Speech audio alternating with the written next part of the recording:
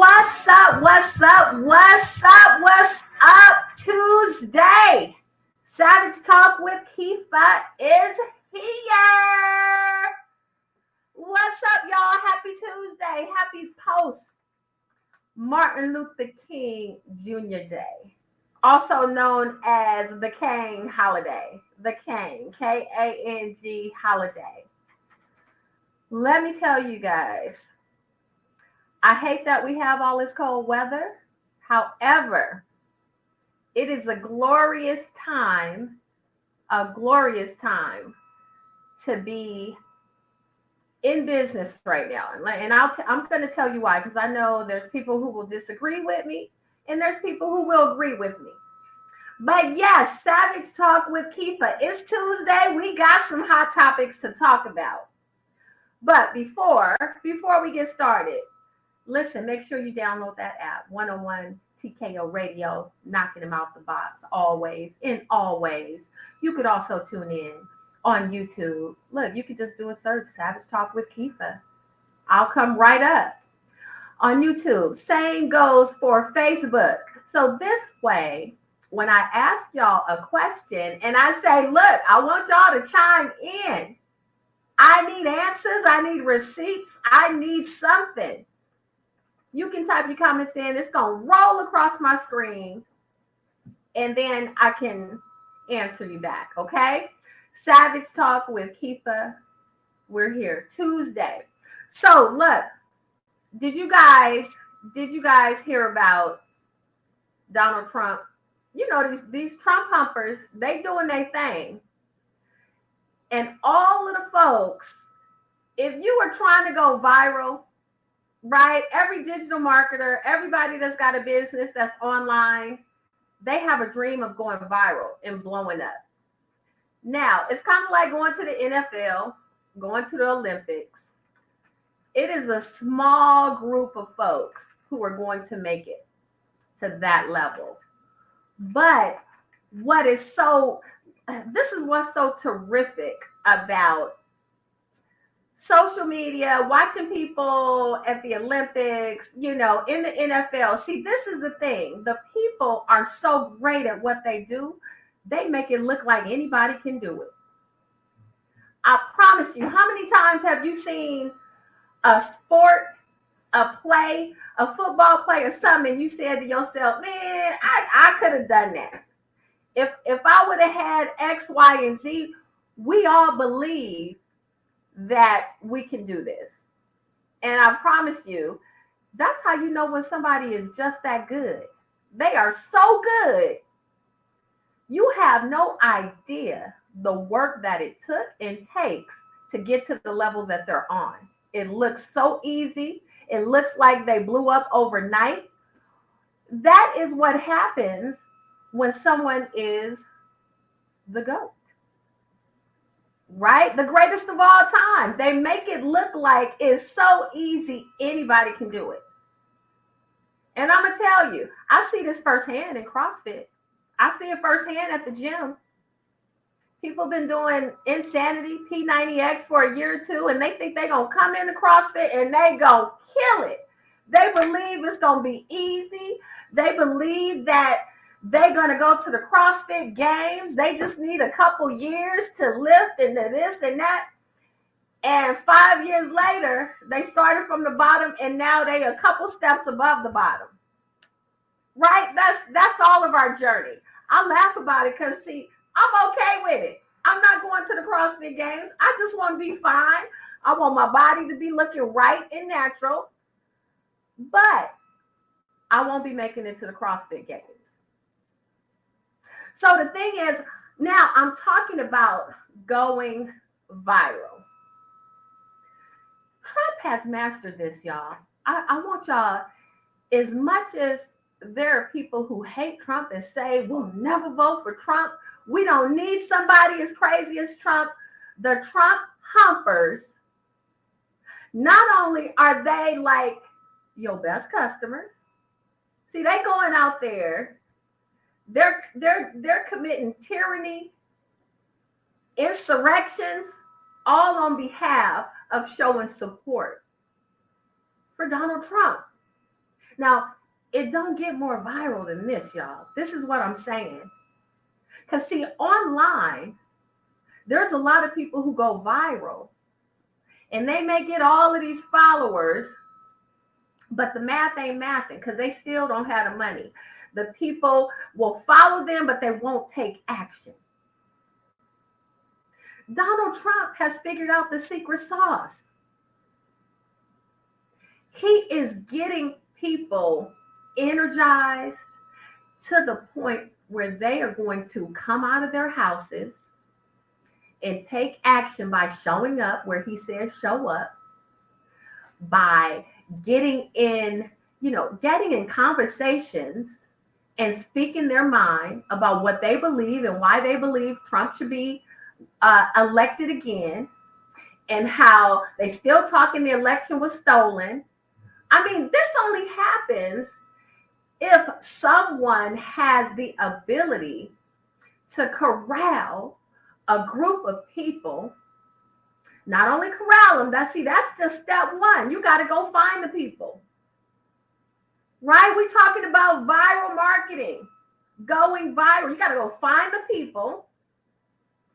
And then once you find the people, you have to have an offer that is so great that they're going to want to get up and take action. And it doesn't stop there. Not only do they get up and take action, but now they're going to share it with all their friends because they believe it so deeply. They believe that this product is right for them. Politics is a product, y'all. Politics is a product. And the Democrats are losing. See, the Democrats are trying to compete on issues that's not even important to people right now. Right? So I want you to think about this. When you see a product online, let's say you see a product that is for managing your customers, okay? We call that a CRM. You see a product online, an advertisement that is to help you manage your customers. But let's say you see that same product, not the same product, but the same concept, a product that is going to manage your customers, but also as part of that product, not only is it going to help you manage your customers, it's driven by artificial intelligence, so it's intuitive. It's going to help you market to your customers. It's going to help you come up with messaging for your customers. Imagine that's product B. Product A is just going to help you manage your customers. See, Trump has figured out how to be product B. The Democrats are still trying to come up with a faster horse. And look, y'all, I'm not a Trump supporter. I want y'all to know that. I'm not a Trump supporter, but I recognize game. And you should too. Because everywhere you see something that is working, you can apply it to your business. So Trump has managed to get these groups of people so excited about what he's talking about. And what's the Republicans talking about? Fixing the border. Fixing the border. What are the Democrats talking about? Crickets. Where's my crickets? So this is what happens. And I'm a Democrat, y'all. I hate it. But see, politics is a sport. It's just a sport where human lives are on the line. Our comfort, our livelihoods are on the line. But make no mistake, it's a sport. That's why it's politics. Somebody's got to win and somebody's got to lose. And if you're the type of person that you believe everybody need a trophy, you on the losing side. In politics, everybody don't get to get a trophy. And you know what? I'm not one of those people that believes everybody should be getting a trophy anyway. But the new school generations, everybody wants a trophy. Everybody wants a trophy, even if they didn't win. Even if they didn't win first place, second place, or third place. They want a trophy just because they showed up. And see, showing up is not enough to come up. You hear what I'm telling y'all? Showing up is not enough to come up. And Donald Trump, he shows up and he shows out. He can be wrong because he is wrong. But you know what? He don't care. He's the man who said, I can will documents to be unclassified just because I can just will it. Just because I said so. I woke up and said these documents is going to be unclassified. They will no longer be classified documents. And because I'm the president, I can just wake up with that on my mind. And it is what it is. And guess what? People believed him. See, his people believed him. So what does that mean? What does that mean for people who don't want Trump to win? Because I'm telling y'all, look, Trump is going to win. I hope I'm wrong. But I don't believe that I am. And let me tell you why. I'm going to reiterate the first reason I said, which is Trump is out there talking about the things that are important to himself and his people. See, that's like getting your messaging right. You know, I'm always talking about that in business, positioning yourself. How do you position yourself so that your ideal client self-selects, raise their hands and says, oh yeah, that's me. So how do you position yourself? Well, Donald Trump, they've said this before, he talks at a 3rd and 4th grade level. He's not using big words.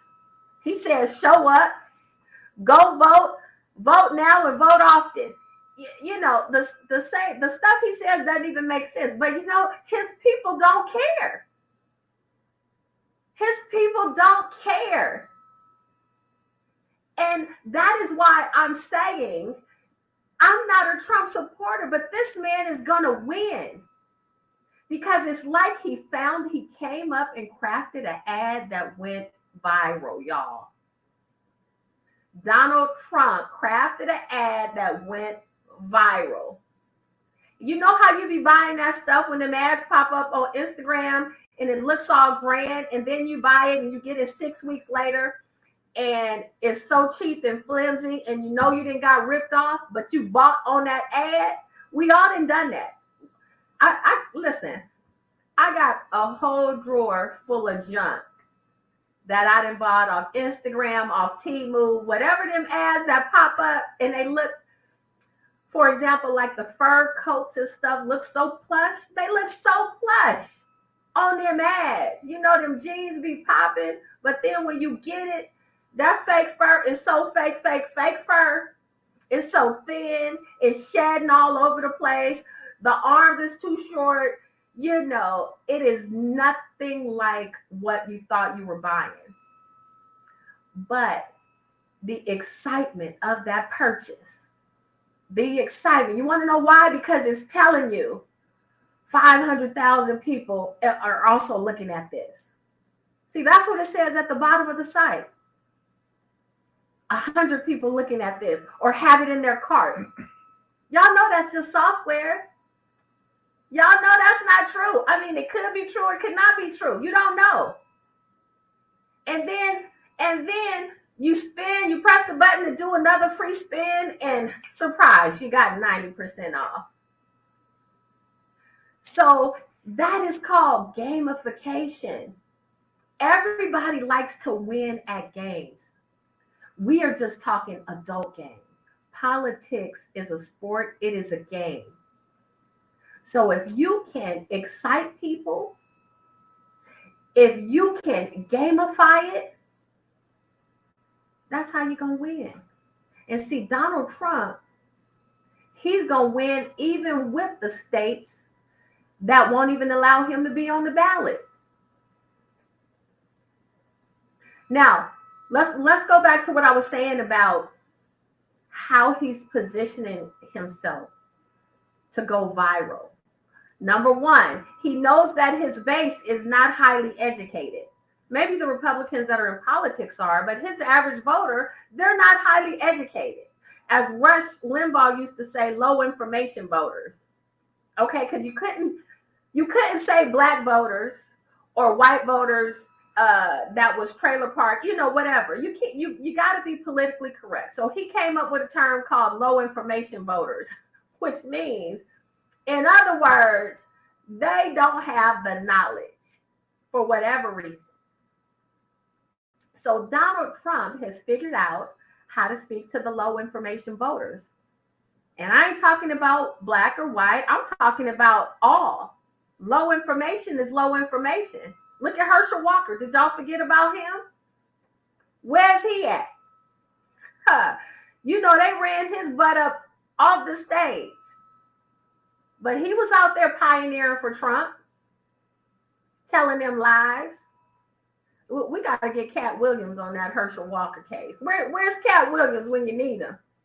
We need you calling out Herschel with all them lies he done told. Because Herschel probably out there talking about he done been on Cat's stage before. But so, listen, you guys, I am telling you, I love talking about this. I love talking about this because it's business, y'all. It's business. So look, you are listening to Savage Talk with Keefa. It's Tuesday and it's cold, but we're going to take a quick break. I'm just getting started.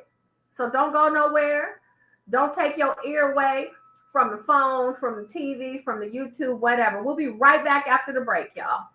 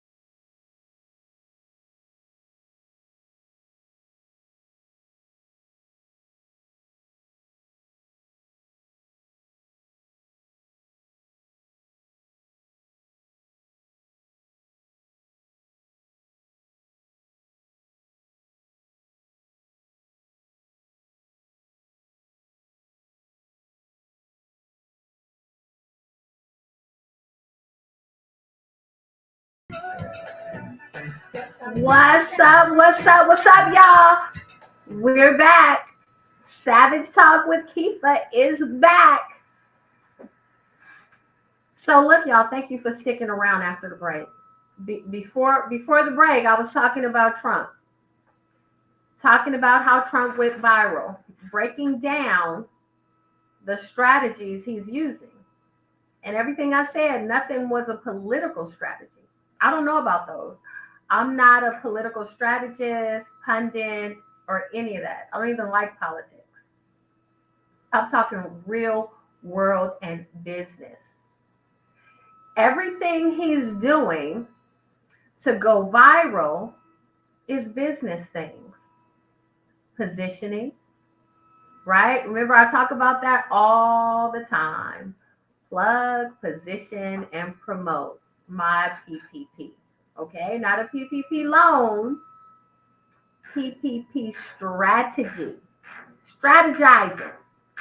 Okay, that's maybe a real word, maybe not. But everybody knows what strategizing means. So with Trump, do y'all remember when we used to say, oh, they got him on some trumped up charges?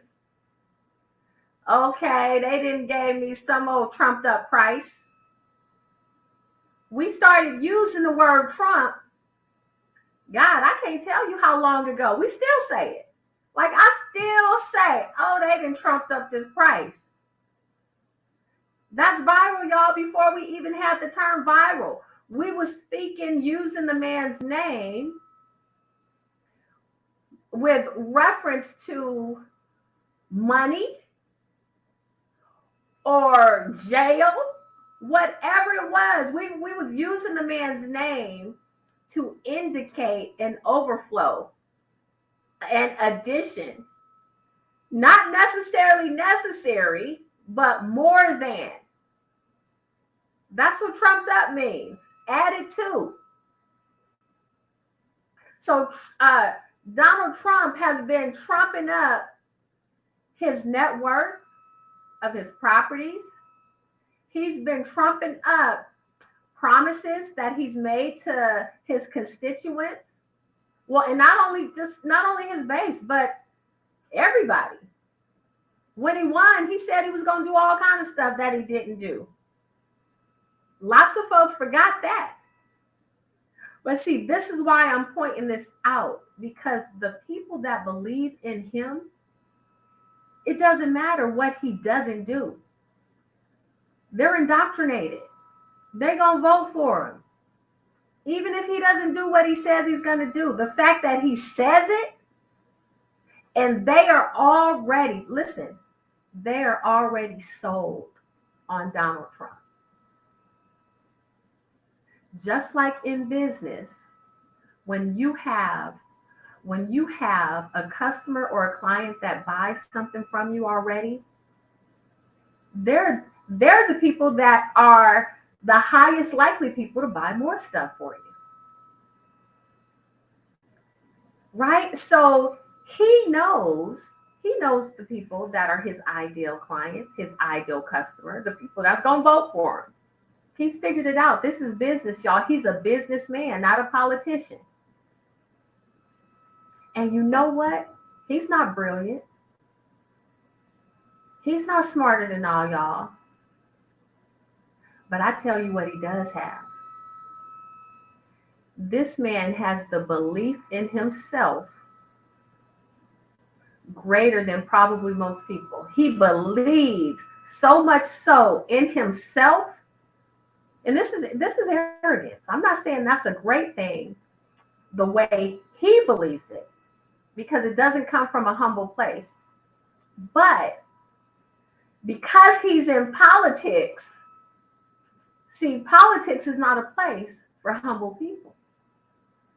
Because if you want to win at politics, people don't want to see humble. They don't want to vote for humble. They want to vote for somebody who's going to win, who's got their best interests in mind. And that's where Trump has a lead over everybody, not just the Republicans. But man, we only got Sleepy Joe right now. He's already incumbent. We only got Sleepy Joe. And boy, listen, somebody elbow him, tell him to wake up, stop snoring. Tell him to put on his CPAP machine.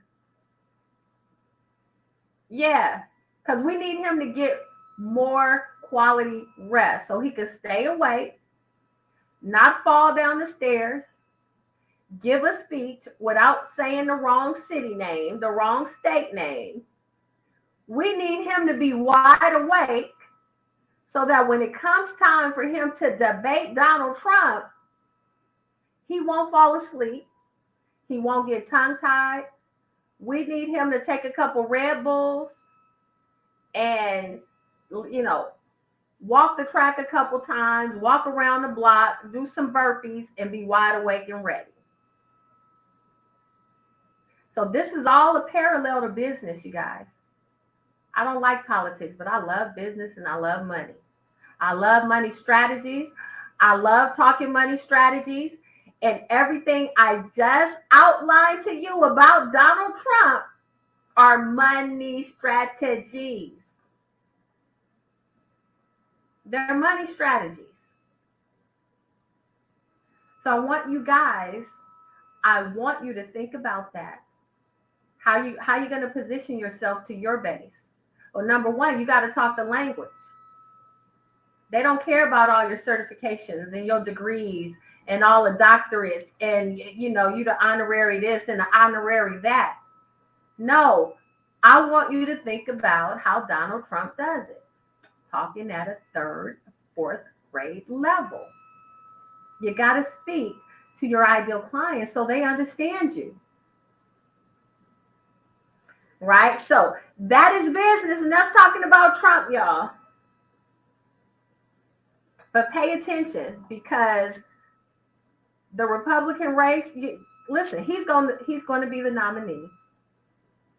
He won the Iowa caucus last night in a landslide. He doesn't have any competition, really, to tell you the truth.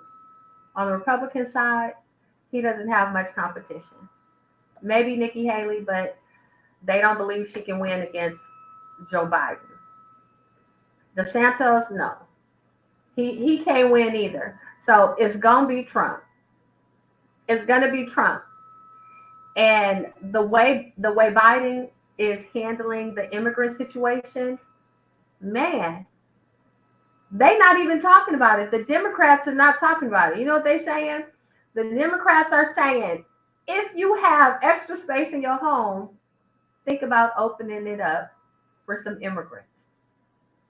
Immigrants in the schools. The thing is, Trump is saying he's going to fight the immigrant policy, whatever it is. I don't know what it is. But people want something done about it.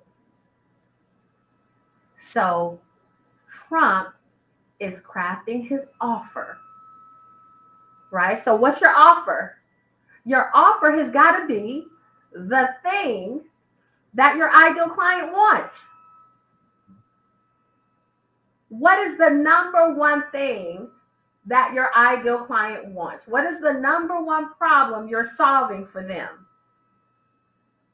Even if immigration is not the number one problem, Republicans are talking about it like it's the number one problem. That's called positioning.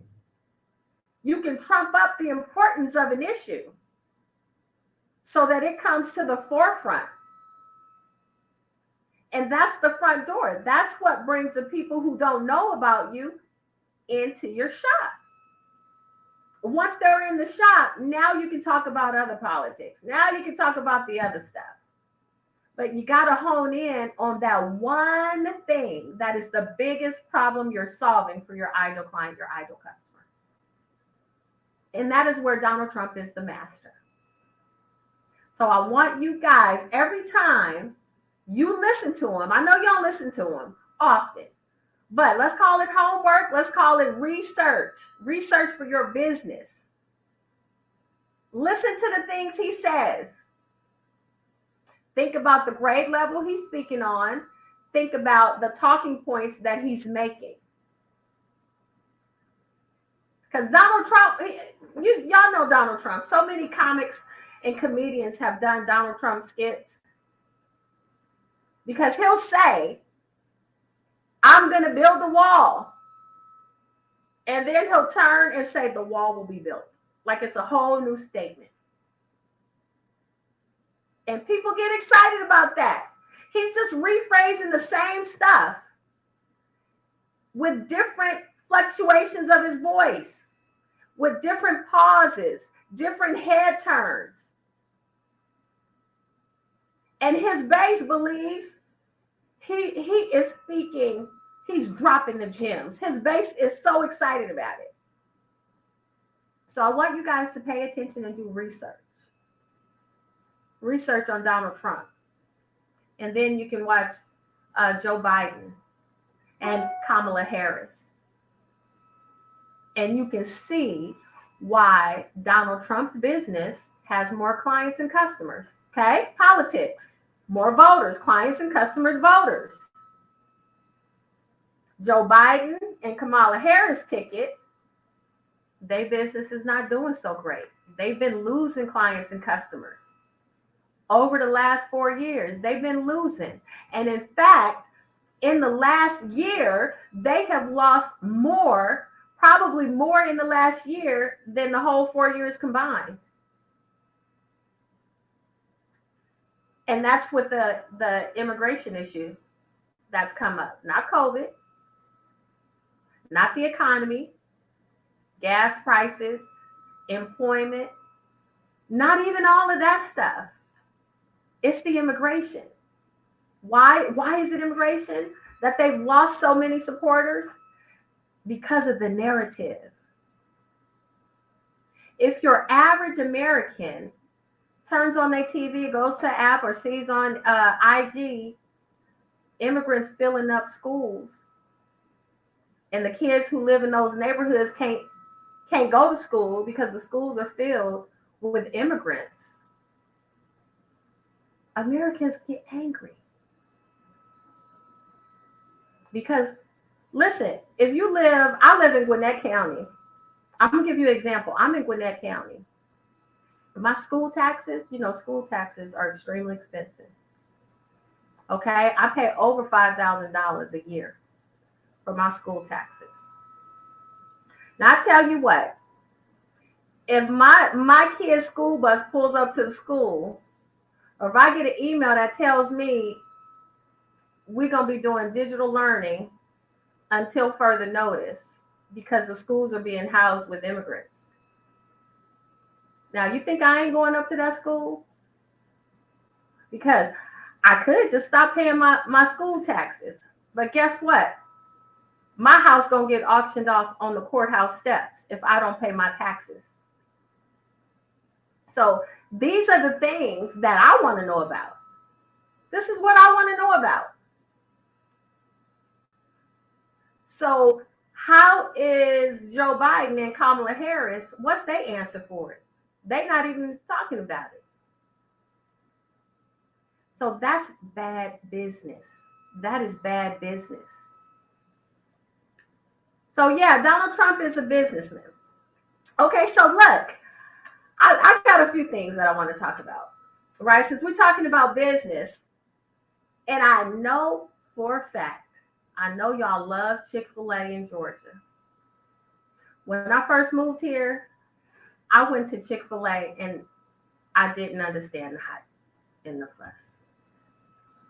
To this day, when I go to Chick-fil-A, I don't understand the hype and the fuss. Because, now this is me talking, the best part of Chick-fil-A was when they was using peanut oil for them waffle fries. The peanut oil makes a potato taste so good. I don't know what it is, but potatoes fried in peanut oil, that's all I needed from Chick-fil-A. But once they changed that, and then they stopped selling the chicken salad sandwich. You remember they used to have that thick wheat bread, and it was good chicken salad. I really don't care for Chick-fil-A like that. However, Chick-fil-A has a franchise policy that if you really want to own a Chick-fil-A, you can. It takes $10,000.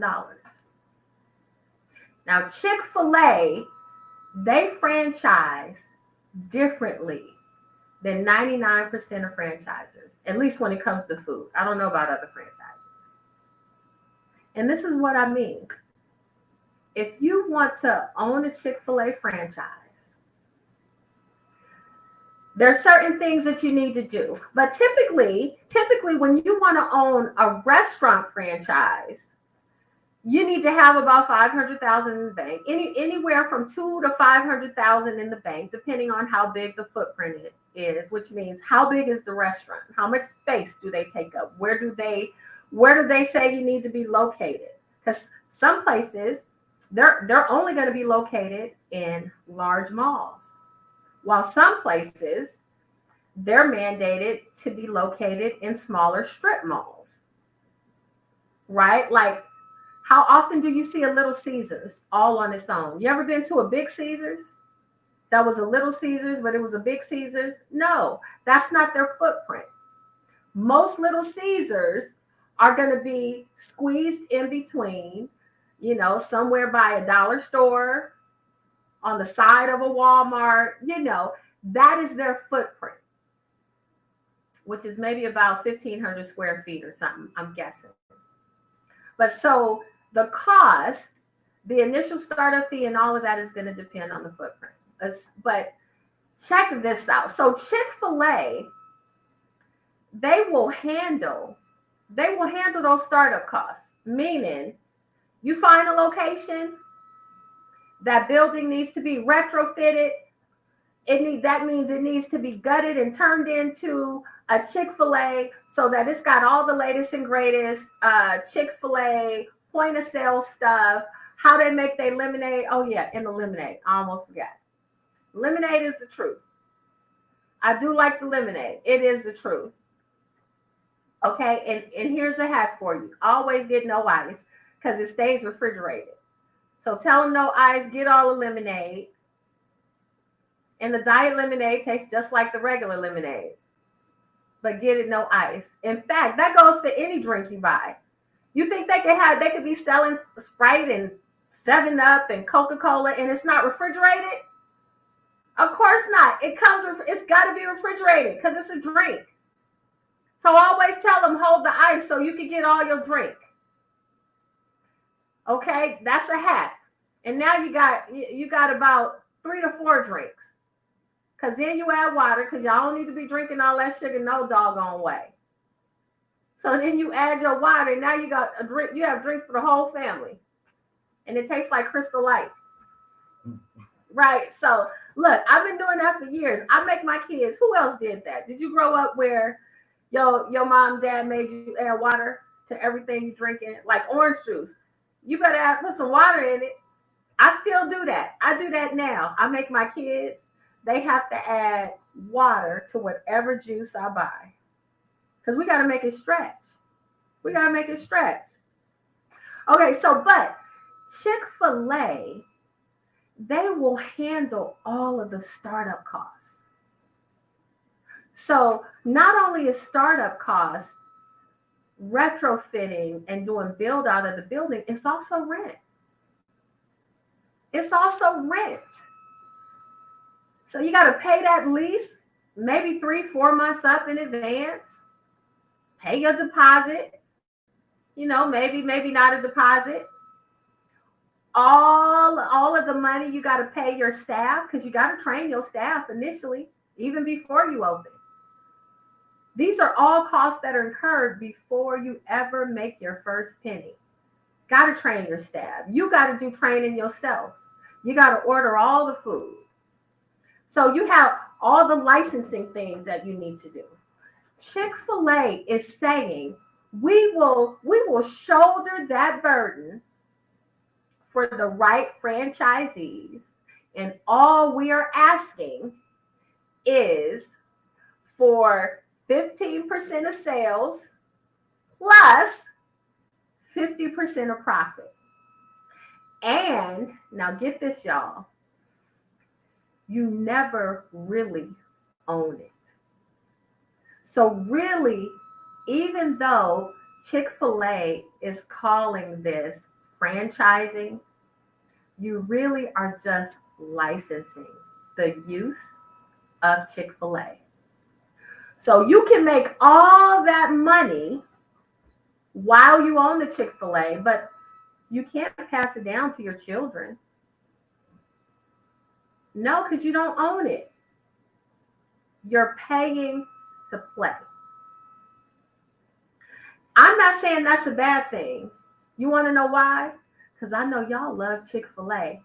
And y'all know them drive-through lines are always around the corner. That's why their new model calls for double drive-throughs. But you know what? Chick-fil-A, they actually could do 3 to 5 drive-throughs. And they would all stay busy. I believe that. If Chick-fil-A had 3 to 5 drive-throughs, they would all stay busy. And check this out, you guys. So you can make all the money, and you better believe Chick-fil-A, they're probably making the owners, franchise owners of Chick-fil-A is probably making anywhere from, at minimum, and I'm talking about profit, at minimum $500,000. That's probably the base per year, $500,000 to a few million, depending on location, how big the footprint is, all of that, because it doesn't seem to matter. Even when people are not making money, it's always people in Chick-fil-A lines. I don't get it. You said you just got fired. Why are you buying Chick-fil-A? I see Chick-fil-A's, like, just think about all the places you see a Chick-fil-A drink cup. I mean, they'd be sitting at the bus stop on a park bench. You can see Chick-fil-A stuff everywhere. Why is a Chick-fil-A drink on a bench at a bus stop? Because if you're catching the bus, you don't need to be drinking Chick-fil-A. You see what I'm saying? But people, it does not matter what is going on in their life. They're going to buy some Chick-fil-A. So I'm guesstimating minimum $500,000 on up. Who can't use $500,000? And the thing is, once you get it up and running, then you can start doing your traveling. You can start doing what you want to do. When you put the people in place to run your business effectively, and you stay connected to it, you got to always know what's going on. You can't just totally turn it loose to somebody else. But once you have that, then you can start traveling. So it's not a bad thing, because if you're going to make $2 million a year, let's say your first Chick-fil-A is only $500,000, because maybe it's a small one that's located in a strip mall. So business is, heavy at particular times, but not all day like some Chick-fil-A's. But you get that one up and going, you can start on your next location, because they still gonna do the same thing. Even sharing the cost with Chick-fil-A, you still gonna make money. Now imagine you own 3 Chick-fil-A's, and as you climb up in the rank, you get the better locations. You get the better locations that are going to make more money. You could potentially be making $10 million a month. I want y'all to think about that. $5 million a month.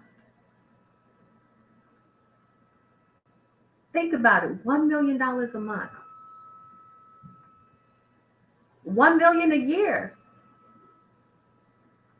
So Chick-fil-A, this is called collaborating. Okay? Partnership. Chick-fil-A is extending the opportunity to become a partner with them for as long as you're living. or until you decide you no longer want to be a partner with them. You are equal partners. Now you tell me, where can you go where you can find somebody that's going to put in all the money for the business? They already have the blueprint for the business success. All you have to do is take the training and run it. And you getting 50% of that business. Like, I don't think that's a bad deal, y'all. It's not a bad deal. Because when you die, you're dead anyway. You don't care what's going on. And what you have to do is leverage that. When you're making that $1 million a year, you take that money and then you do a different franchise. You want to leave something for your kids? You do something else. But I literally have had this conversation with someone arguing me down. Their point being, why would you want to do that? Because you really don't own it. But I've given you reasons that, in my opinion, justify, especially what you're doing anyway. Some folks already, they're not doing anything. So why not? Why not get a Chick-fil-A? I want somebody to get a Chick-fil-A, and you know how there used to be illegal gambling places in the back of like laundromats and all of that. I saw that. I saw that on this Netflix series that I watched. So it's a laundromat, and in the back of the laundromat is illegal slot machines. Listen, I need somebody to open up a Chick-fil-A, and in the back, the illegal peanut oil, so I can get them waffle fries with the peanut oil. That's what I'm talking about. If somebody can do that. And so it used to be, I don't know if this was here in Georgia, but at every mall in Cali, there was a place called Hot Dog on a Stick. And Hot Dog on a Stick, their claim to fame was their lemonade and their cherry lemonade. And so when you go into the food court, you see this refreshing, like red cherry lemonade in the fountain with all of these lemons in it. And then you see the regular lemonade. And then the food that they sold was corn dogs and French fries fried in peanut oil. Hot dog on a stick, hot dog, they made so much money. Because there is something about the visual that they had set up, which was they'd have girls in shorts and big top hats, but the colors were rainbow. It was always a rainbow. Kid-friendly, like not too short, kid-friendly type uniform. But they sold French fries that were fried in peanut oil. And they would advertise fried in peanut oil. Those lines, when I tell y'all, the lines would look like it was somebody famous signing autographs. The line would be around the food court because people loved French fries fried in peanut oil and fried corn dogs and lemonade. That was all that they sold. I need to find out. Somebody find out for me if Hot Dog on a Stick is still around. Okay? Talking about business models. So look, stick around. We're going to take a quick break. You're listening to Savage Talk with Keefa. We'll be right back after the break.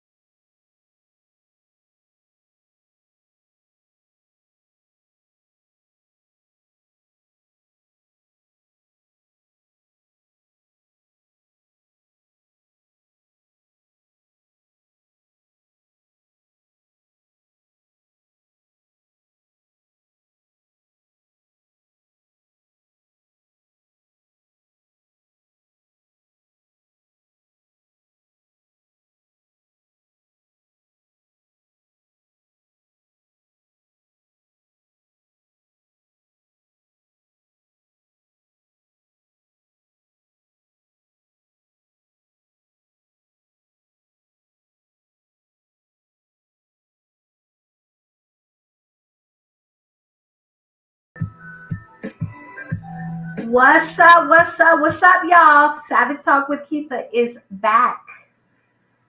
Hey, y'all. Thank you for sticking around after the break. So I was talking about Chick-fil-A. If you have a dream of opening up a restaurant, I know a lot of people do, just because they love cooking or maybe they have some things that they make great.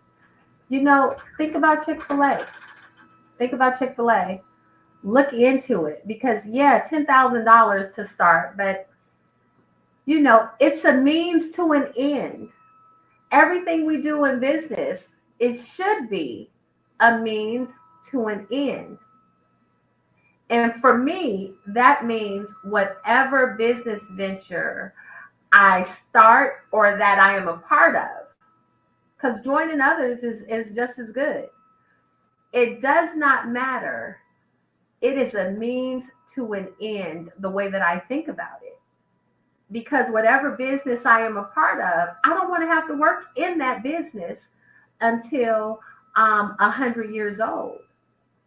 I want to be able to get the business set up, have it be profitable without me in it so that I can sell it.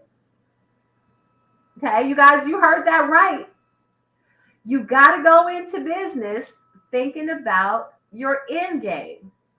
You don't want to always be working in your business. It's so sad. Think about some of these mom and pop restaurants.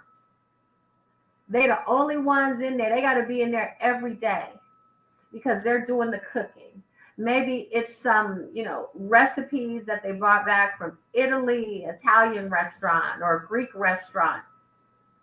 I hate to see these mom and pop restaurants where they have to work until they're 100 years old. Or you know what happens? They end up just closing the restaurant. When they get tired, the restaurant closes. All the great recipes, all the great food just goes away. That's what you do not want to do.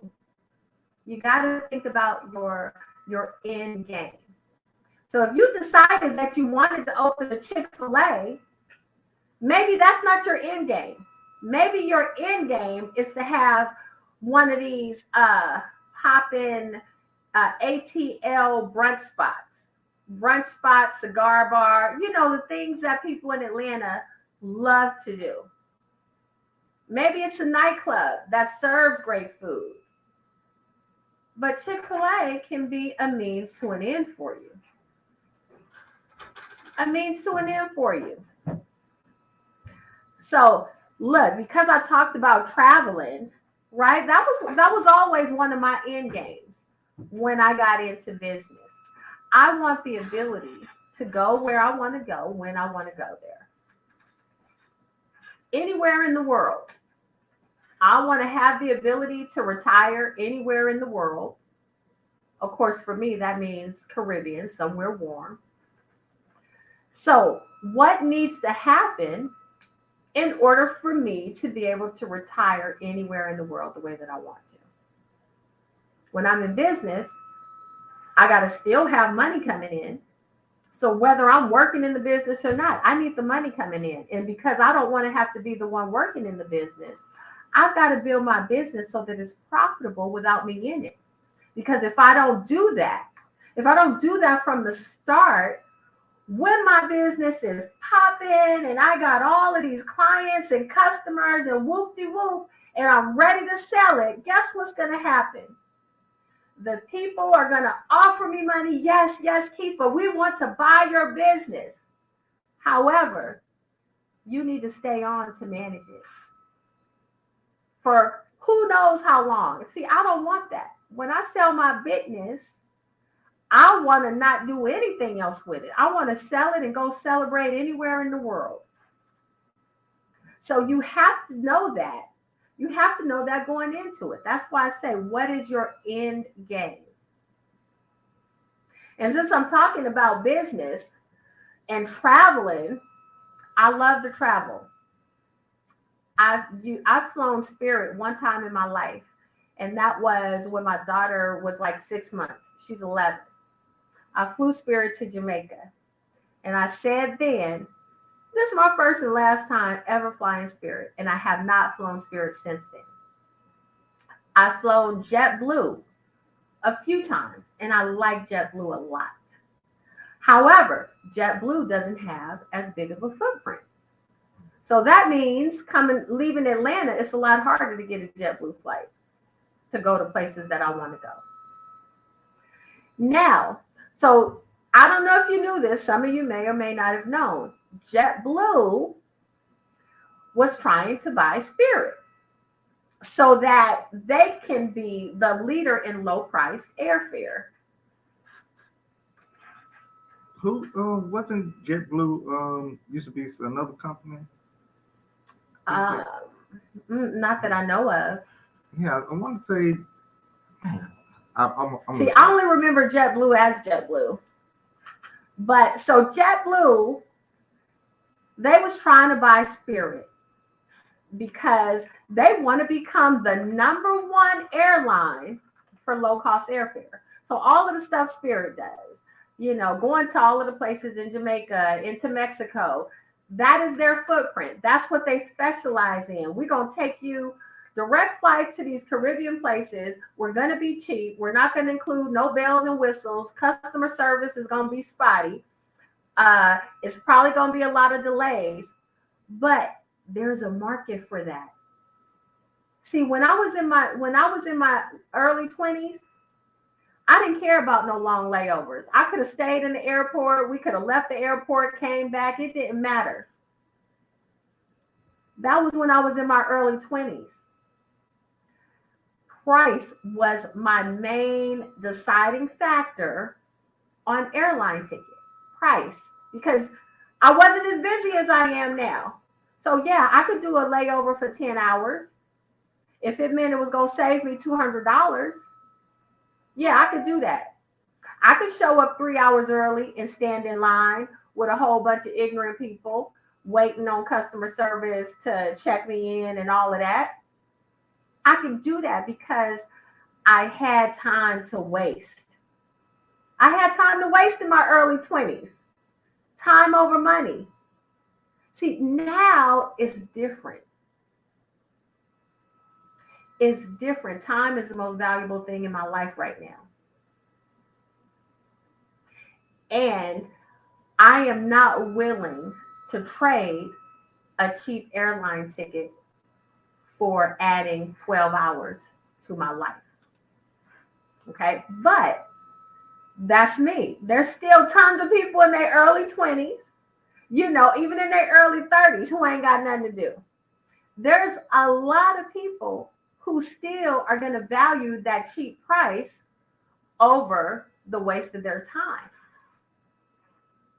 Now, marry Spirit, where you're going to waste all that time, with JetBlue Airlines, which typically they've always had high ratings in customer service, low delays, but they have such a small footprint. There's so many places they just don't go. Now, that's one of the reasons why they're able to keep all these high ratings. Because if you only have a few planes going to a few places, you can master that. You can master that. Because number one, maybe you don't have planes that are going into places that are typically known for crazy weather. So JetBlue says they need to make more money. They need to be able to compete. And with all the regulations, with all the airline and flight regulations, in order for us to compete, we're going to buy Spirit.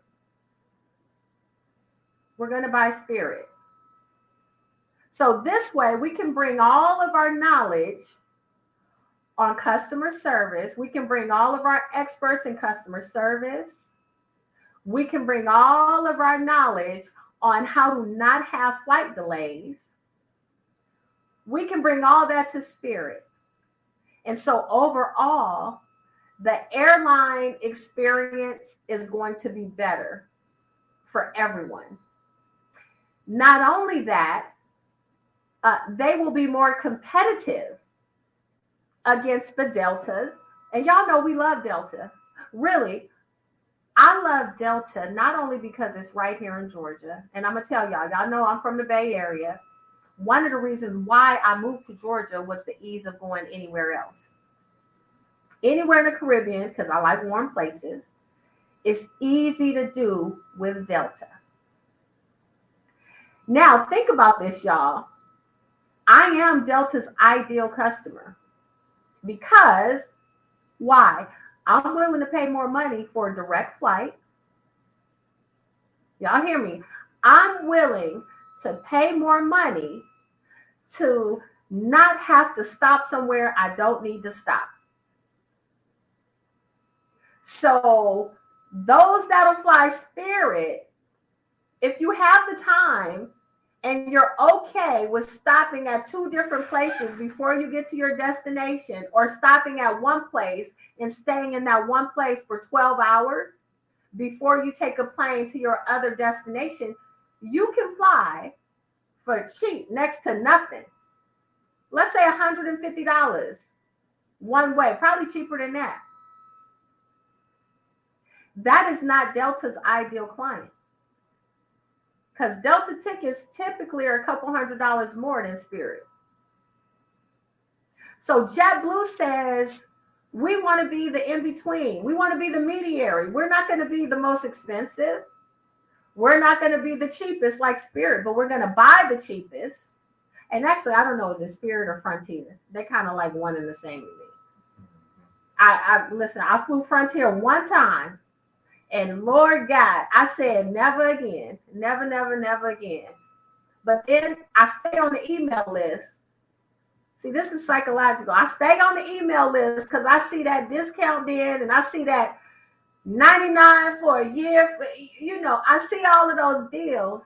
And I keep thinking, this one time when I click open, it ain't going to say all that same old other stuff that make me not buy it. That's the psychological stuff. So JetBlue wants to buy Spirit, but the judge denied it. Big businesses like that, they can't just go and buy and sell businesses the way we do when we're not as big, because there's regulations. There's rules against being a monopoly. You guys know monopoly. Monopoly means you are so large, other businesses cannot compete. And by virtue of that, you are a monopoly. In America, our capitalist market says that there should be competition. Now, mind you, I'm going to tell you the truth. It's just like with democracy. On the surface, it says democracy, but we know underneath with all the politics, it ain't a real democracy, because the people that vote, we're not really the ones making the decisions. It's the politicians. Now, let's take it back over to these businesses. Now, technically, let's look at stores like Walmart. You have Walmart, you have Target, you have dollar stores. Let's look at these large stores that kind of sell, knickknacks, the things that you buy there. Now, technically, it is not a monopoly, because you have Walmart, you have Target, you have dollar stores, Family Dollar, you have all those. So on the surface, it is not a monopoly. It is fair competition. But see, the reality is this. If you're a small to medium business, do you think you could open up a corner store and sell the same stuff Walmart is selling, and you're going to be able to compete? No. That's why small beauty stores can't compete with the large Korean stores. Just because the government doesn't say it's a monopoly doesn't mean it's a monopoly. So JetBlue, at least for right now, I believe they should appeal this. So a judge has blocked the sale of Spirit Airline to JetBlue for the very reason I just stated. The judge believes that it will be a monopoly because they are low-cost airline. What do you think?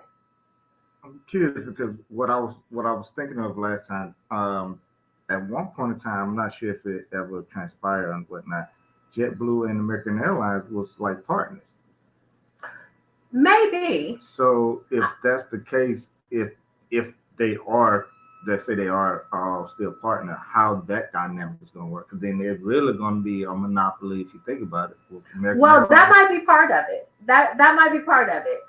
Um, from what I read, I did not see American Airlines as part of JetBlue.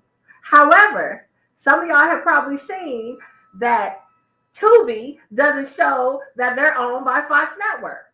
So sometimes there's partnerships there that we don't see, but the judge might have saw it. So that's a great point. The judge may have saw that, and maybe that's why they believe it would be a monopoly. Now, personally, I feel like when it comes to airlines, most people not gonna fly with an unknown airline. In America, that's how it is. We just not gonna fly with a no name. Okay, we gonna rock no name apparel, but some things we're not gonna do no name. So I'm not gonna do a no name airline because in airline terminology, no name equals not much experience equals we may fall out the sky or anything can happen. So we need experience, right? We need experience. Now, if the judge truly believed that only JetBlue and only JetBlue and only Spirit sell discounted tickets or cheap tickets. I mean, but Frontier is in that too. So technically it wouldn't be a monopoly, but I don't know if they're looking at Frontier. I don't know the criteria for low cost, right? That's what I need to find out. What is the actual criteria for a low cost ticket? Because truly, with Spirit and Frontier, by the time you get your baggage and choose your seat and choose that you want to get on the plane first, you paying the same amount you're going to pay the Delta. Now, on the other hand, if you ain't taking no baggage, if you somebody where you fly to LA back and forth, like from Oakland to LA, San Francisco to LA, or Atlanta to Alabama, something like that every weekend, you don't have to take anything. That might be a good choice. That might be a good choice. But I think that where we are in Georgia, we probably have more between Spirit and Frontier. They probably have more flights that go to Florida, Miami, different parts of Mexico, New York, than any other airline. And by virtue of that, they could be considered a monopoly in the Southeast. And I think just because of that region alone, the judge can say, yeah, it doesn't matter if it's just the Southeast, you'd still be monopolizing all the business in the Southeast because no other airlines would be able to compete with a $50 round trip ticket or something. So look, you guys, stick around. We're going to talk about this and more. Savage Talk with Keefa. We'll be right back after the break. Adopt US Kids presents What to Expect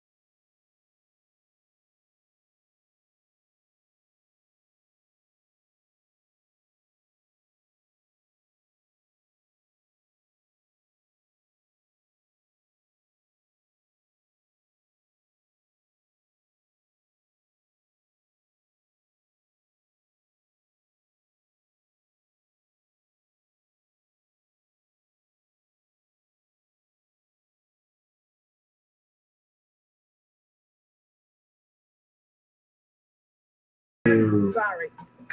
Unless you want to. What's up? What's up? What's up? What's up? Savage Talk is back, y'all. And it's still Tuesday, one day after Martin Luther King Day. You know what? One thing, I just thought about this. One thing about not having like regular TV or cable TV no more, I didn't know about none of the parades that was happening. Because regular TV, when I had direct TV, I could hear, I could cut on the news and it was just say news and whatever else was going on. But the news always talked about the parades. With streaming TV, I don't know, is it just me? But I didn't know, I hadn't heard of any Martin Luther King things that was happening. I didn't, because so much of the streaming TV is pre-recorded and it plays in loops when it comes to the news. It just plays in loops. But anyway, I just had that thought. So talking about powerful collaborations. In business, they're called mergers, okay? JetBlue trying to purchase Spirit. Man, I really, really, really hope. And those of y'all that's in Georgia, that's in the Atlanta area, y'all better say some prayers about this too. We need JetBlue to appeal the judge's decision. We need JetBlue to appeal because we need them to buy Spirit out. We really do. Imagine flying anywhere in the Caribbean, wherever you go. You know where Spirit goes. All over Florida, Jamaica. I think about it like the all-inclusive resorts. Where those are located, that's where Spirit goes. All of the all-inclusive resorts, all over Florida, all over the Caribbean, different parts of the Caribbean. We need JetBlue to be allowed to buy Spirit so that we can go to those locations. It will still be cheap to fly, but the customer service will be on point. You won't have the delays, and you won't have the shenanigans. Now, of course, we can't account for all of that. But that would be my hope, because that is one of the things that made JetBlue great, was their customer service and ability to take care of you. So think about that, y'all. Say some prayers so that JetBlue will be allowed to buy Spirit. Now, something else coming up, y'all. Oh, yeah. Okay, so look, Jewel has a question. Even with the merger of smaller airlines, there is never a guarantee that the big four, Delta, United, Southwest, and American, would lower fares. What benefit would a merger bring to underserved places? Well, that's a beautiful question. But I'm gonna phrase it a little bit differently, because in business, it's not really about bringing to underserved places. The business is about making more money. And JetBlue, the benefit to us, if JetBlue can buy Spirit, is that, see, Delta, United, Southwest, and American, they wouldn't have to lower their fares. They really wouldn't, because JetBlue goes, and I don't know if you heard what I just said. I think about all-inclusive resorts, all of the places that Spirit goes. If JetBlue buys Spirit, people could go to those places cheaper and have a better experience flying to them. So JetBlue will definitely make a whole lot more money. And not only that, they can make more money without having to raise the fares. Even if they still don't include baggage, they still don't include water or peanuts or, what's the Delta biscuits? Not biscotti. What's those biscuits Delta always have? You know what I'm talking about. I love them, by the way. They're like a mix of, they're an adult graham cracker. That's how I think about it. When you grown, You grown and sexy, but you like graham crackers? A Biscoff.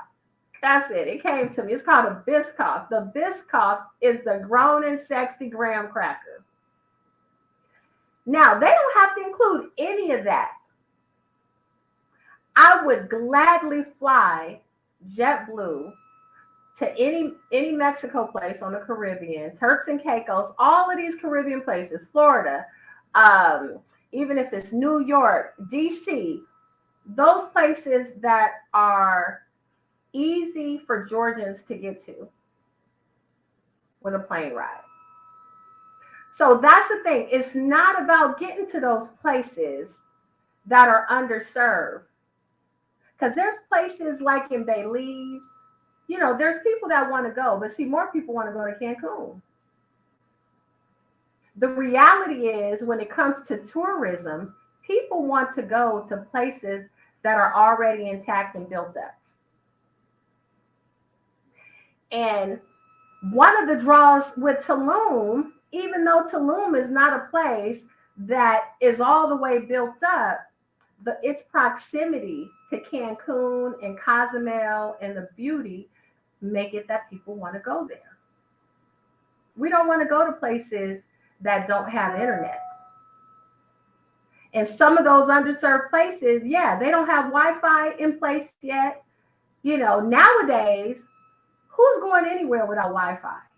I mean, unless you're trying to be off the grid, and I've talked about that before, unless you're trying to be off the grid, who is going anywhere without Wi-Fi?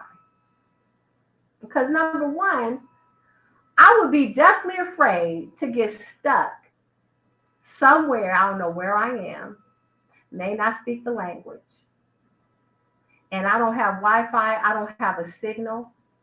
What if something happens?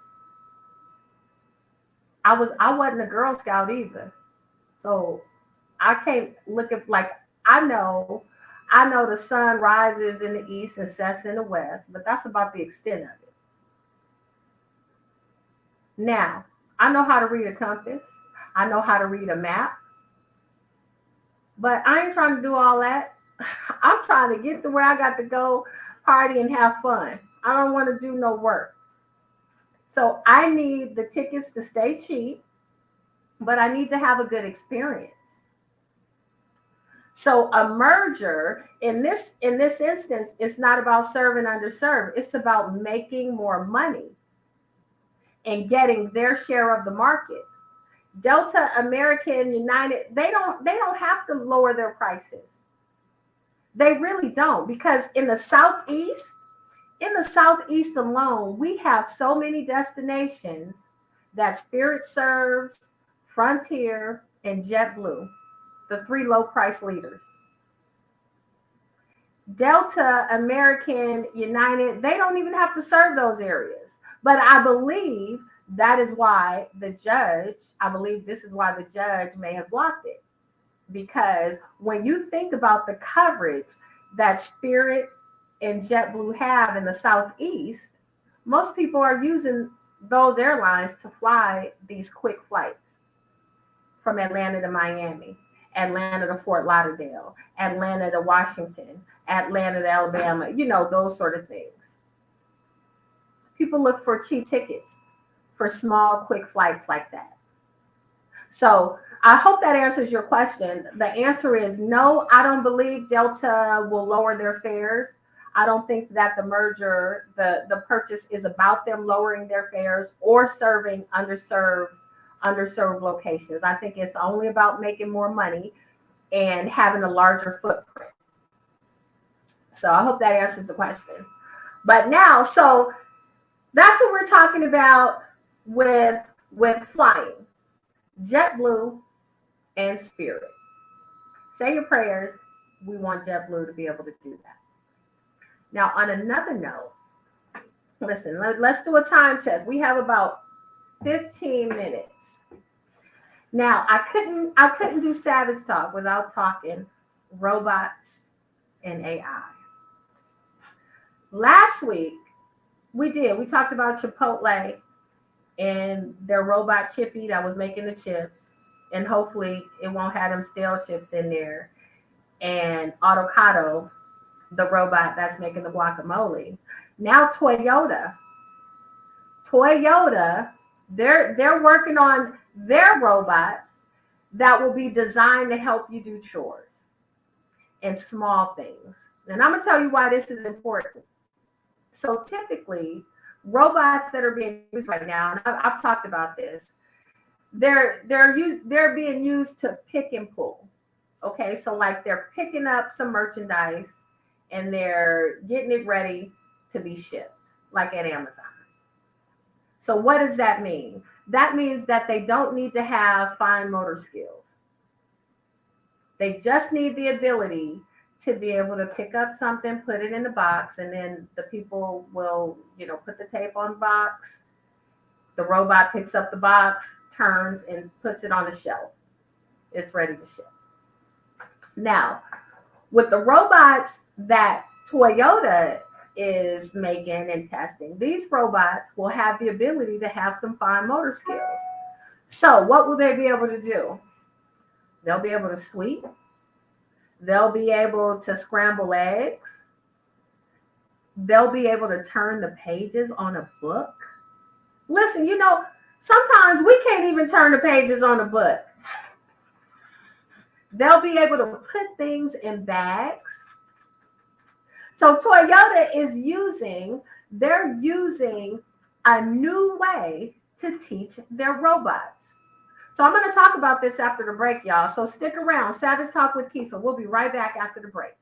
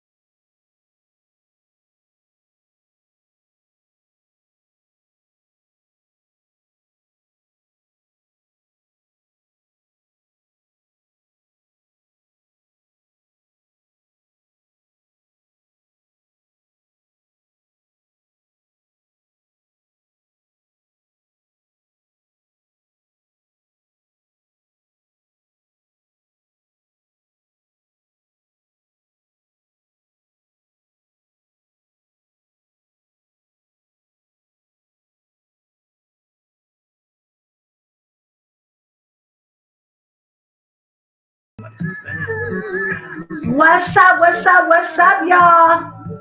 Savage Talk is back. We got about 12 minutes left. Before the break, I was talking about Toyota robots. The Toyota Robotic Institute. They are training robots, and yes, I said training. They're training robots to help us clean and to help us with small tasks, setting the table, scrambling eggs, wiping, washing dishes, sweeping. These movements, they require fine motor skills to some degree. What's so dope about this is the way they're training them. So think about ChatGPT. Everybody's familiar with that now. And ChatGPT is the language model, right? Artificial intelligence. It's generative language. It's a language model.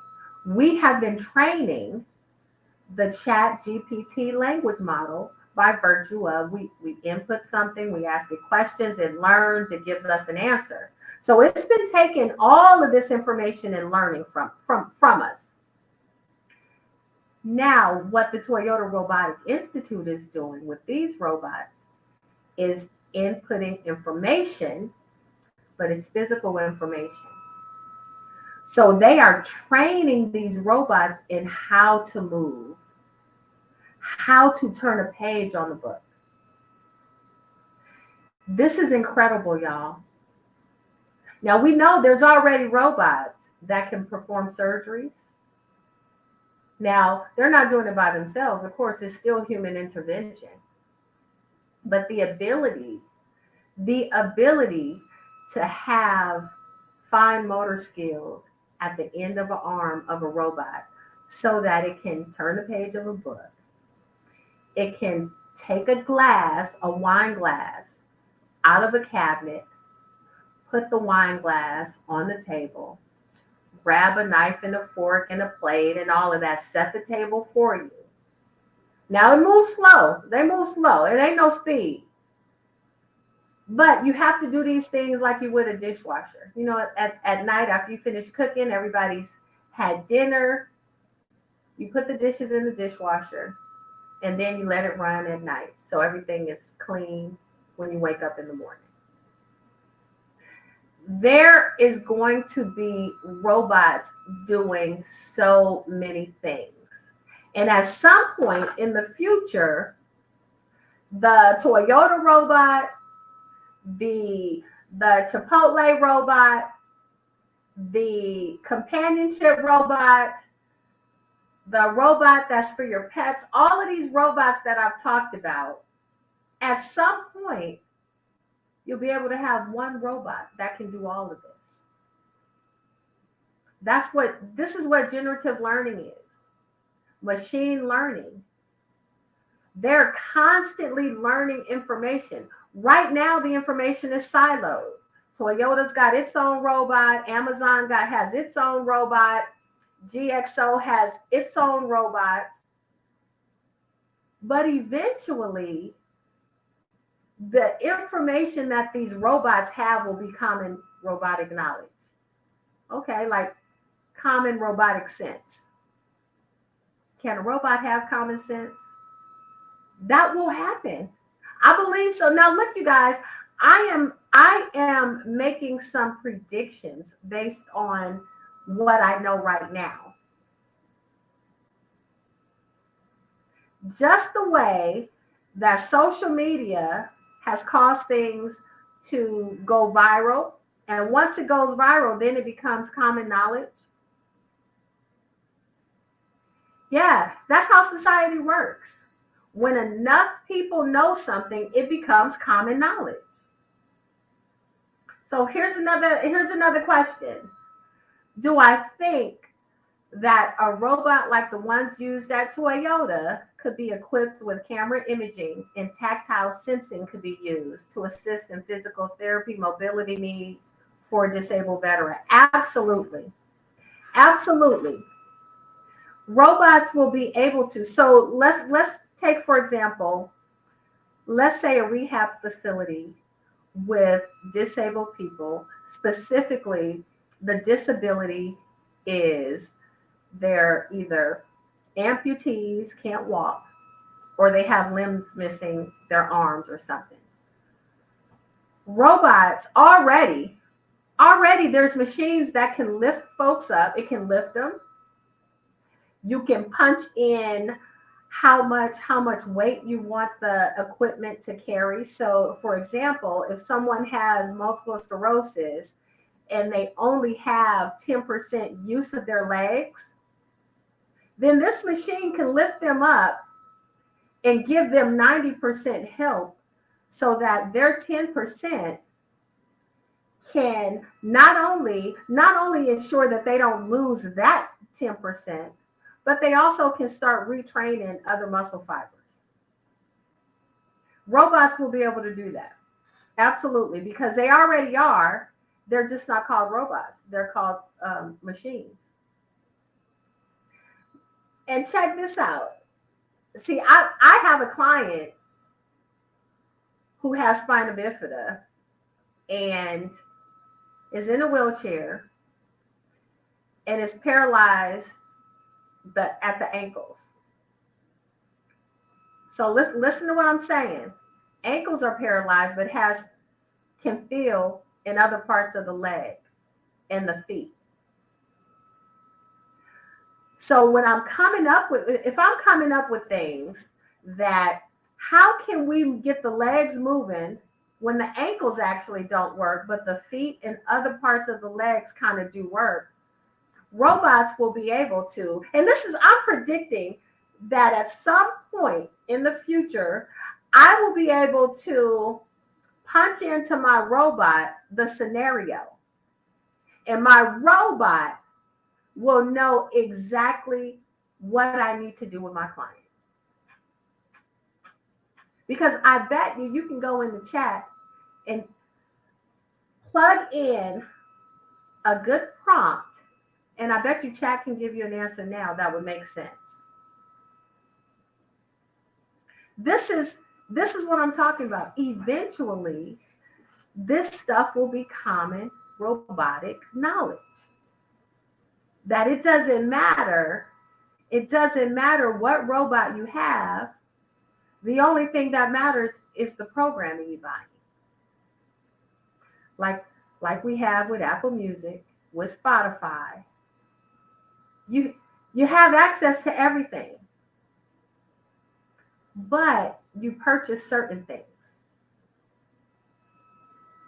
or you upgrade to the next thing. Common robotic knowledge.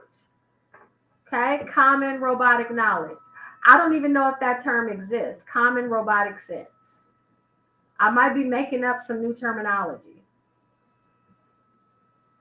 But think about it.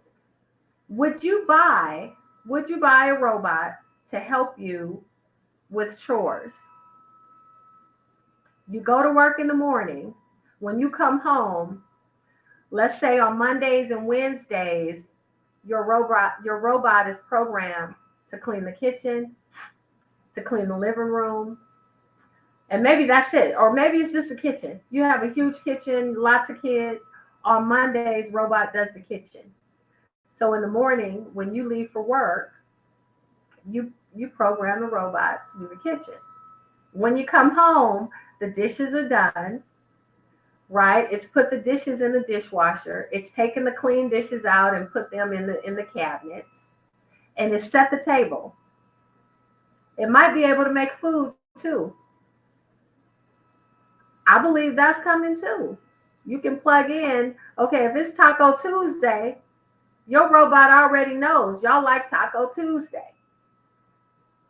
Heck, Chipotle's already doing it. Chipotle's already doing it, y'all. So Taco Tuesday, you're going to come home. Your robot already going to let you in. The heater's going to be on, so you ain't got to worry about being cold. Table will be set. Everybody will be ready to eat. And your robot, what you going to name your robot, what you going to call it, whatever you call your robot, will have it all done. How much is that worth to you? How much would you spend? What if it costs $10,000? Okay, we talking Toyota. So what if it costs as much as a RAV4? How much does a RAV4 cost? The smallest car that Toyota makes, like a Matrix or something. Is it worth it to you? If you can leave for work and come home and all of that's done, would you pay, let's see, $18,500? Would you pay $18,500 for a robot like that?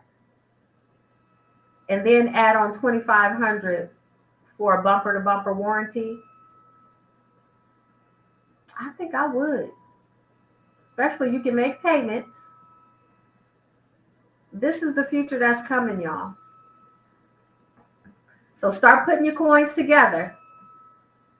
Start putting your coins together now, because this is the future that's coming. I'm making a prediction.